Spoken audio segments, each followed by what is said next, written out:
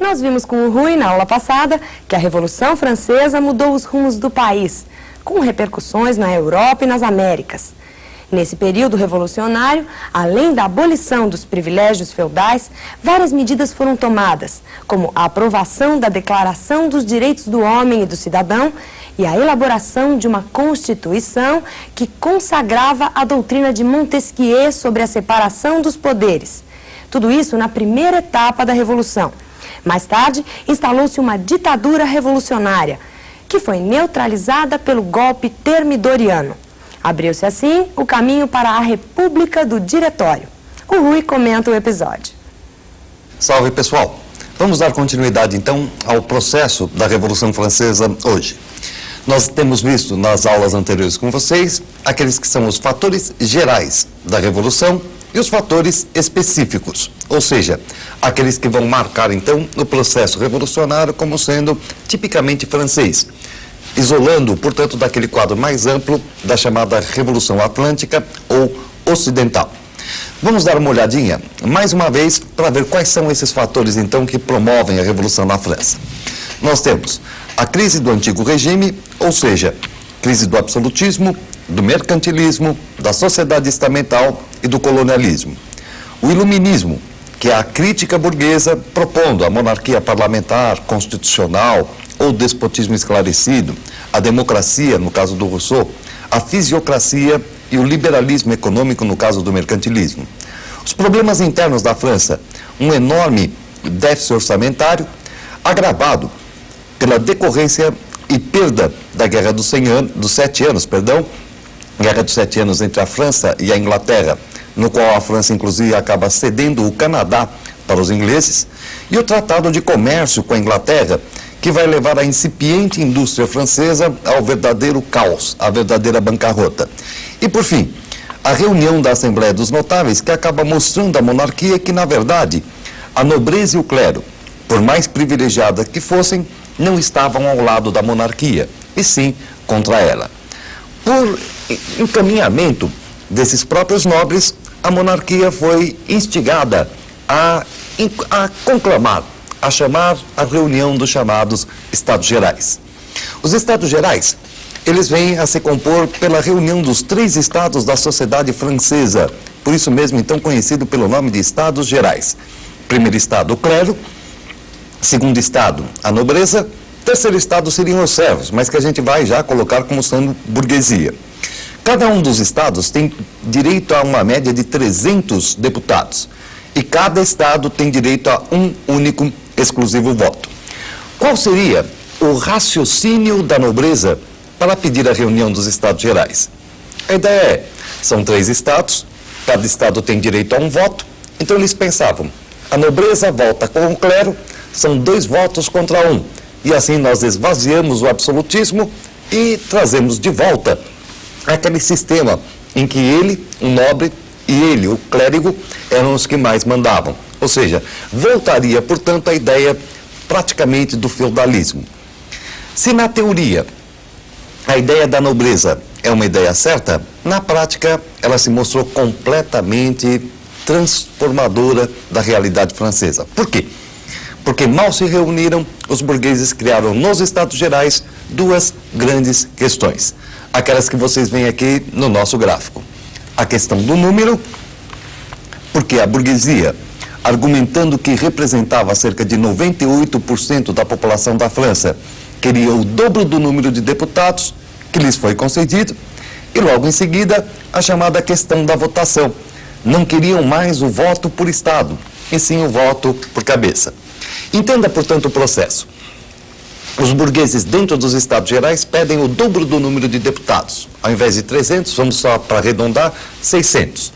Em teoria, isso não mudaria nada, porque o voto era por estado. Então o rei concedeu para eles os 300 deputados a mais. Na hora em que eles obtêm esses deputados, eles pedem o voto por cabeça e não mais por estado. E aí você fala, bom, mas 300 do clero, 300 da nobreza contra 600 da burguesia dá empate. Não, gente. Nós havíamos dito para vocês que a sociedade estamental, ou seja, clero, nobreza e servos ou burguesia, assim por diante, não correspondia mais a uma realidade jurídica, senão jurídica. Na prática, ela realmente já não existia. Por isso, o baixo clero, por exemplo, votaria com a burguesia. Existiam nobres que eram liberais. Exemplo, Montesquieu, o célebre Montesquieu iluminista, é um nobre liberal que votaria também com a burguesia. Aí é que a nobreza se deu conta do grande furo que tinha dado. Correu para o lado do rei e disse que fechava o tempo em qualquer questão a partir de agora com Luís XVI. Portanto, Luís XVI resolveu tomar uma medida e fechar os Estados Gerais. Na hora em que a burguesia volta para a reunião e encontra o palácio fechado, ela não se dá conta. Ela simplesmente invade o palácio, invadindo o palácio, invade a sala do jogo da pela, e ali, na sala do jogo da pela, a burguesia faz um juramento solene. Juramento de que ela vai se reunir em qualquer lugar que seja e não deixará de se encontrar até ter dado à França uma Constituição. Resultado, a revolução que havia começado por aqueles trâmites da nobreza passa para as mãos da burguesia. Inaugura-se agora uma nova etapa do processo. É o processo da montagem da Assembleia Nacional Constituinte. Diante desses acontecimentos, o Luís XVI pediu para que o clero e a nobreza se reunissem ao terceiro estado, enquanto ele providenciava tropas para acabar com aquela reunião. Não confiando mais no exército francês, Luís XVI tentava contratar tropas no exterior. Só que isso acabou vazando. E a população francesa, portanto, dentro de uma convulsão daquilo que nós podemos chamar de primeira grande jornada popular, vai dar início a um movimento um tanto quanto que mais radical. Movimento esse que começa com a célebre jornada de 14 de julho, ou a tomada da Bastilha. Queda da Bastilha, que mais do que simplesmente a queda de uma prisãozinha, a queda de um prédio, veio a simbolizar a queda do absolutismo monárquico. E justamente porque representava a queda do absolutismo, representou também uma espécie de sensação de liberdade para toda a população francesa. Sensação de liberdade essa que deixou que todos começassem a fazer aquilo que lhes dava na telha. E por isso mesmo desencadeou um processo que ficou conhecido na história da Revolução como sendo o Grande Medo.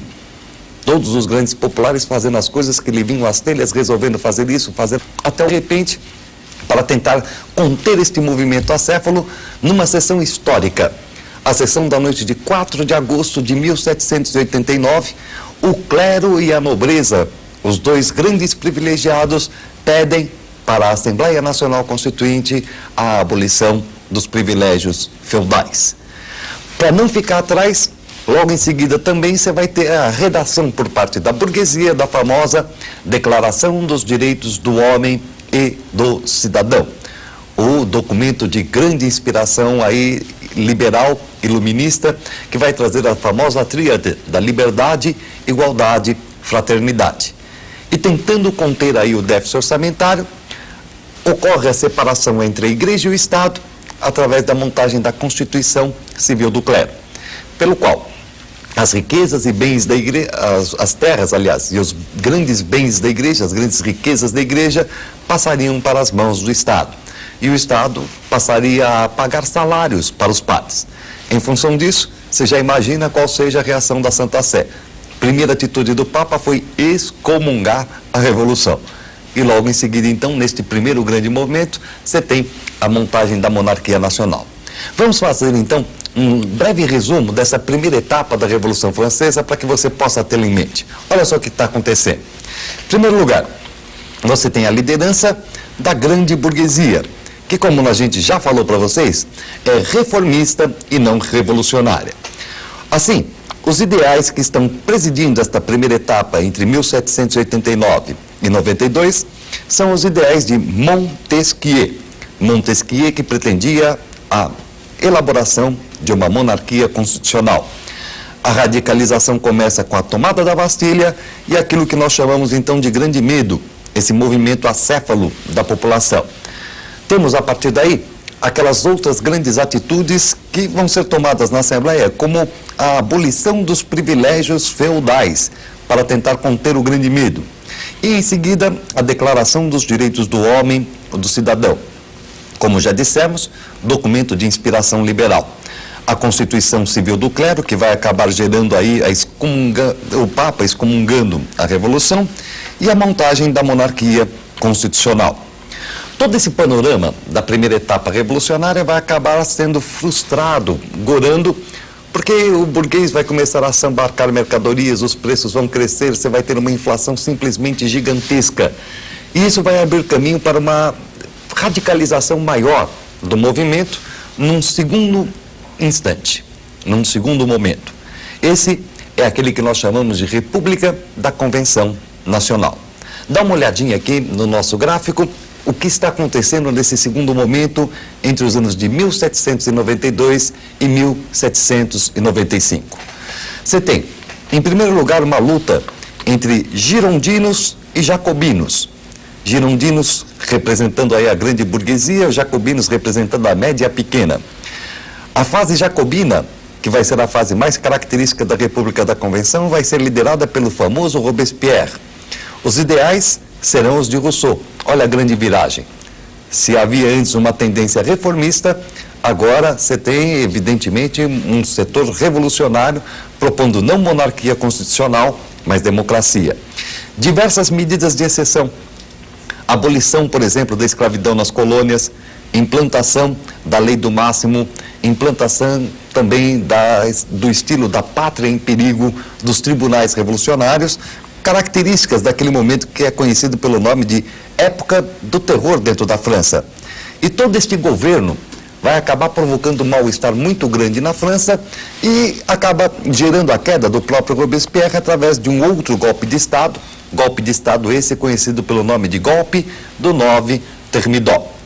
É nesse momento histórico da Revolução, portanto, que você vai ter diversos fenômenos, diversos pontos de apoio para as grandes primeiras vitórias liberais da burguesia. Como, por exemplo, você vai ver o jacobinismo tomando a si a revolução e muitas vezes levando pessoas pelas menores infrações até a guilhotina. Você vai conhecer o grande e famoso líder dessa revolução que vai implantar as maiores medidas de exceção, Robespierre, como por exemplo a lei do máximo, que vai cortar a cabeça de diversas personagens ilustres dentro da França, inclusive a do próprio Luís XVI, que guilhotinado tirava as esperanças da burguesia da volta da monarquia e, portanto, de uma época um pouco menos dramática, um pouco menos radical. Dentro desse esquema todo, portanto, nós vamos começar a perceber que, apesar desta violência toda, dessas medidas de exceção, as primeiras grandes vitórias burguesas vão começar a se sedimentar justamente neste momento. E, por fim, com a queda do nosso amigo Robespierre, os grandes burgueses voltam ao poder através do golpe do 9 Thermidor. A última grande etapa do movimento revolucionário é a chamada República do Diretório, entre os anos de 1795 e 1799. Veja, você tem aqui a retomada do poder pela grande burguesia e a volta da instabilidade que havia caracterizado a época da Assembleia Nacional e da monarquia constitucional.